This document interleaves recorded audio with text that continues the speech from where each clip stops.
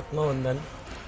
मी Ganesh pyramid मंदिर ध्यानसाठी रोहित सरांचा phone आल्यामुळे मला लगेच प्रवेश मिळालेला आहे. आधी मला प्रवेश मिळाला नव्हता कारण 50 सीटच होत्या. तर त्यांच्या फोन आला, मी एकदम आनंदित झालो आणि पिरॅमिडच्या खाली मला ध्यान करण्याचा योग आलेला आहे. तर मी 6 महिने झाले पिरॅमिडमध्ये आहे, पिरॅमिड ध्यान योगमध्ये आहे. तर ह्या पिरॅमिडमध्ये मी पहिल्यांदाच पूर्ण रात्रभर आणि आतापर्यंत दिवसभर मेडिटेशन केलेलं आहे आणि ह्या मेडिटेशनमध्ये मला झोप ही अशी आलेलीच नाही.